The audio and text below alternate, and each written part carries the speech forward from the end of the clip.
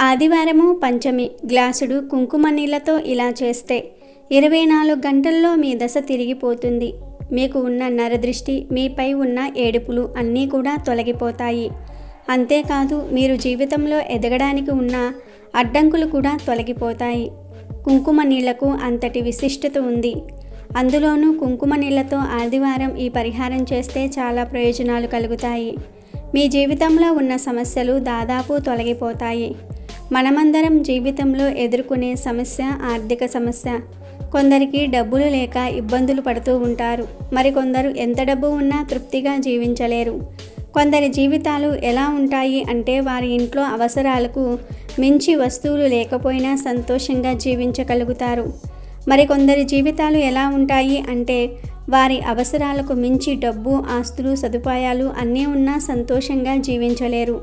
దీనికి కారణం మీపై ఇతరుల ఏడుపు ఉండటం లేదా మీ ఇంటికి వాస్తు దోషాలు ఉండటం. మన దగ్గర డబ్బు లేకపోవడానికి మరియు డబ్బు ఉన్నా సంతోషంగా లేకపోవడానికి నరదృష్టియే ప్రధాన కారణమని పండితులు చెప్తూ ఉన్నారు.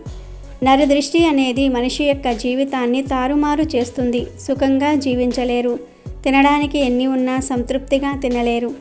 కుటుంబంలో ఏదో ఒక సమస్య చెలరేగుతూనే ఉంటుంది. కారణం లేని గొడవలతో మనశ్శాంతి లేక జీవితాన్ని గడుపుతూ ఉంటారు. నరదృష్టి ప్రభావం ఒక కుటుంబాన్నే చిన్న భిన్నం చేస్తుంది. అలాంటి నరదృష్టి ప్రభావం మీపై, మీ కుటుంబంపై కనుక ఉన్నట్లయితే మీరు కూడా ఈ సమస్యలను ఎదుర్కొంటూ ఉంటారు. మరి ఆ సమస్యల నుండి బయటపడడానికి పరిహార శాస్త్రంలో కుంకుమ నీళ్లతో ఈ పరిహారం చెప్పబడింది. అది కూడా ఈ పరిహారం ఆదివారము పంచమి తిథి వచ్చినప్పుడే చేయాలి.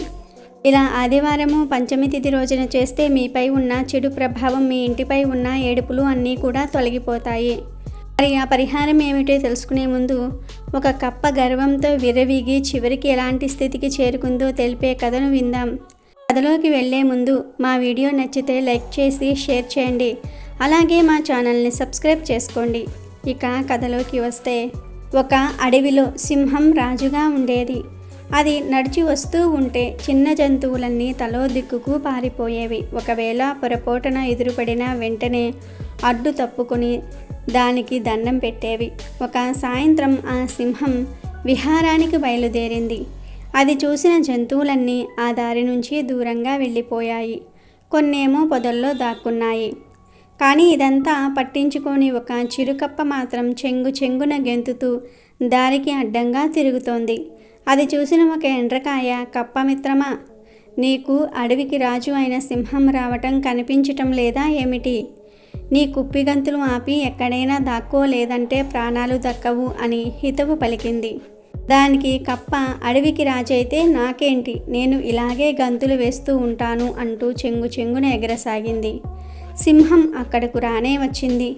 తనకు ఏమాత్రం భయపడకుండా గెంతుతున్న ఆ చిరుకప్పను చూసి ఉరుములా గర్జిస్తూ, ఓయ్ కప్ప, నీ గెంతులు ఆపు, లేకపోతే నిన్ను చంపేస్తాను అంది సింహం.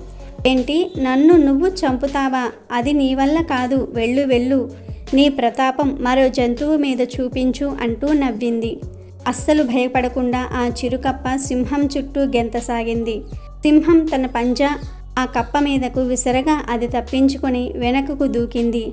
అలా సింహానికి చిక్కకుండా ముందుకు వెనుకకు, అటు పక్కకు ఇటు పక్కకు గెంతింది. దీంతో విసుగు చెందిన సింహం, నేను అడవికి రాజైనా ఈ కప్పను ఏమీ చేయలేకపోతూ ఉన్నానే, అయినా ఈ చిరుజీవితో నాకేంటి అని మనసులో అనుకుంది. కాసేపటికి అక్కడి నుంచి సింహం తన దారిన తాను వెళ్ళిపోయింది. ఈ పరిణామంతో కప్ప ఉబ్బి తబ్బిబ్బైపోయింది. చూసారా, నేనెంతో పరాక్రమవంతురాలిని. అడవికి రాజైన సింహం కూడా నన్ను ఏమీ చేయలేక చేతులెత్తేసింది. ఓడిపోయి పారిపోయింది. ఇప్పట్నుంచి ఇక నేనే ఈ అడవికి రాజును అని గర్వంతో విర్రవీగింది. ఆ ప్రదేశమంతా కూడా గెంతసాగింది. ఎండ్రకాయ దగ్గరకు వచ్చి, ఏం మిత్రమా, ఇంకా ఆ రాయి కింద దాక్కునే ఉన్నావా? ఎందుకు బయటకురా? ఆ సింహాన్ని ఎదిరించి పోరాడాను. దెబ్బకు అది నాకు భయపడి పారిపోయింది అంది పెద్దగా నవ్వుతూ చిరుకప్ప. ఎండ్రకాయ బయటకు వచ్చి, ఆ సింహం నీకు భయపడి ఏమీ పోలేదు. మనలాంటి చిరు జీవులపై అది తన ప్రతాపం చూపదు. అయినా నీకు అంత గర్వం పనికిరాదు. నోరు అదుపులో పెట్టుకో, లేకపోతే ఎప్పటికైనా ప్రమాదమే అంది. అప్పటి వరకు సింహానికి భయపడి దాక్కున్న ఒక పాము పుట్టలో నుంచి తల బయటకు పెట్టింది. చిరుకప్ప వెండ్రకై మాటలకు విసుగు చెందింది. కప్ప కన్ను మిన్ను కానక పిచ్చిదానిలా గెంతుతూ పుట్ట దగ్గరగా వెళ్ళింది. పామును చూసి, ఏంటి సర్పమా, నువ్వు సింహానికి భయపడి పుట్టలోకి దూరావే? ఇంత పొడవున్నావు, నాలాగా ధైర్యంగా సింహాన్ని ఎదిరించలేవా అంది. చిరుకప్ప మాటలు పాముకు కోపం తెప్పించాయి.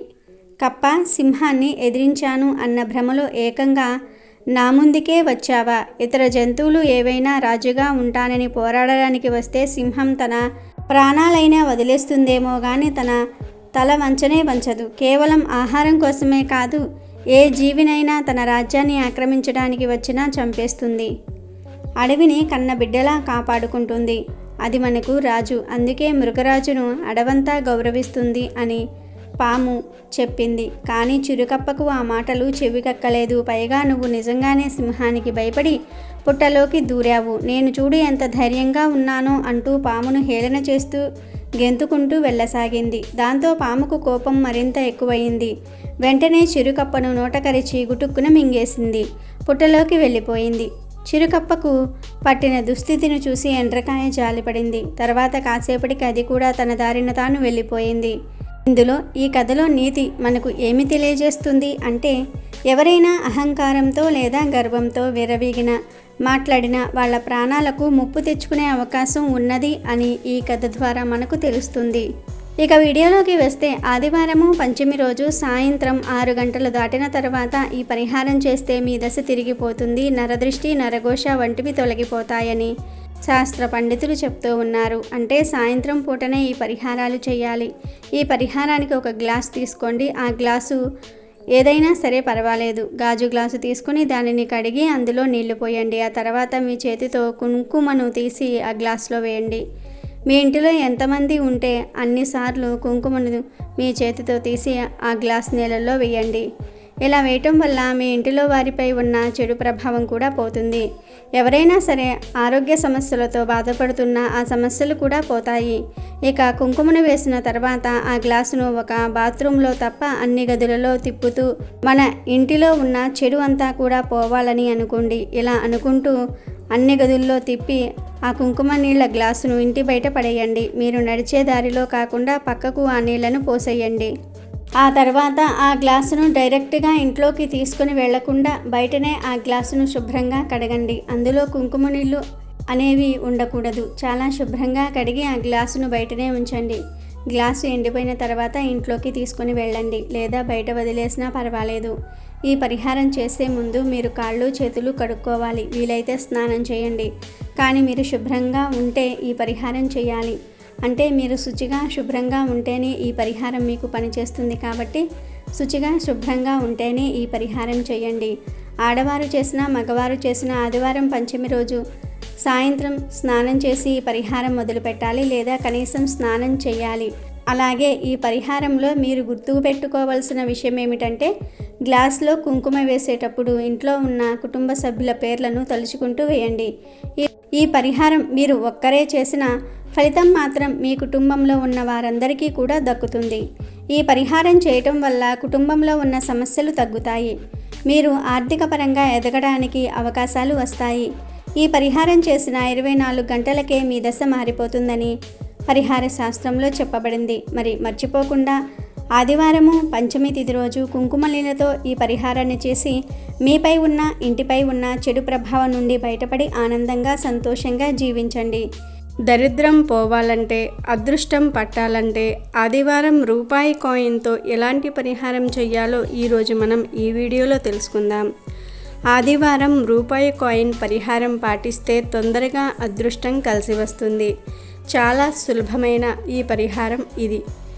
ఆదివారం మీరు ఏం చేయాలంటే, మీ ఇంట్లో పూజా మందిరంలో ప్రమిదల్లో ఆవు నెయ్యితో కానీ నువ్వుల నూనెతో కానీ దీపం వెలిగించాలి. ఆ దీపానికి బొట్లు పెట్టుకోవాలి. ఆ తర్వాత దీపారాధన కుంది ఉన్న పళ్ళెంలో 1 రూపాయి బిళ్ళ ఉంచాలి. ఇలా 3 లేదా 12 ఆదివారాలు చేయాలి. మీకు వీలైనప్పుడల్లా కూడా ఆదివారం ఇంట్లో దీపారాధన చేసినప్పుడు ఆ దీపారాధన కుంది ఉన్న పళ్ళెంలో ₹1 బిళ్ళ ఉంచాలి. దీపారాధన కొండెక్కిన తర్వాత ఆ రూపాయి బిళ్ళ తీసుకుని ఒక పసుపు రంగు వస్త్రంలో వేసి ఉంచుకోవాలి. ఇలా 3 ఆదివారాలు లేదా 12 ఆదివారాలు చేయటం పూర్తయ్యాక ఆ మొత్తం రూపాయి బిళ్ళను పసుపు వస్త్రంలో మూట కట్టేయండి. ఈ మూటను దగ్గరలో ఉన్న అమ్మవారి ఆలయంలో హుండీలో వేయాలి. ఇలా చేస్తే శ్రీ మహాలక్ష్మీదేవి అనుగ్రహం చాలా సులభంగా కలుగుతుంది.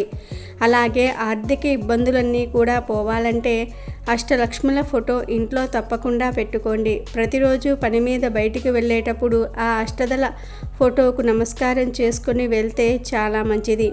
ఆర్థిక ఇబ్బందులు తొందరగా పోవాలంటే ఒక అద్భుతమైన దానం మీ జన్మ నక్షత్రం ఉన్న రోజు కానీ నామ నక్షత్రం ఉన్న రోజు కానీ చేయాలి. మరి ఆ దానం ఏమిటంటే అరిసెల దానం. మీ జన్మ నక్షత్రం లేదా నామ నక్షత్రం ఉన్న రోజు అరిసెలు తాంబూలంతో పాటు పంతులు గారికి దానం ఇస్తే మీకు ఉన్న అష్టదరిద్రాలు తొలగిపోతాయి, అష్టైశ్వర్యాలను సిద్ధింపచేసుకోవచ్చు. అలాగే వీలైనప్పుడు ఒకసారి మీ చేతితో వేప చెట్టును నాటండి. అలా నాటితే అద్భుతంగా ఆర్థిక సమస్యల నుండి బయటపడవచ్చు. ప్రతిరోజు కూడా ఒక ప్రత్యేకమైన పొడి నీళ్ళల్లో కలిపి స్నానం చేస్తే ఆర్థికంగా బాగా కలిసి వస్తుంది. అదే ఉసిరిక పొడి. ఉసిరిక పొడి నీళ్ళల్లో కలుపుకొని స్నానం చేస్తే విశేషంగా ధనలాభం కలుగుతుందని, అలాగే ప్రతి ఆదివారం కూడా ఒక తమలపాకు తీసుకొని ఆ తమలపాకుతో మీరు స్నానం చేసే నీళ్ల మీద శ్రీం అనే అక్షరం రాయండి. శ్రీం అంటే లక్ష్మీదేవికి సంబంధించిన బీజాక్షరం. తమలపాకుతో స్నానం చేసే నీళ్ల మీద శ్రీం అనే అక్షరం రాసి ఆ తర్వాత ఆ నీళ్లతో స్నానం చేస్తే మీకు ఉన్న దరిద్రం మొత్తం పోతుంది. కాబట్టి మీరు కూడా ఈ చిన్న చిన్న పరిహారాలు చేసి సమస్యలను తొలగించుకొని లక్ష్మీ అనుగ్రహంతో సంతోషంగా జీవించండి. Thank you for watching our video. Please do subscribe and like the video.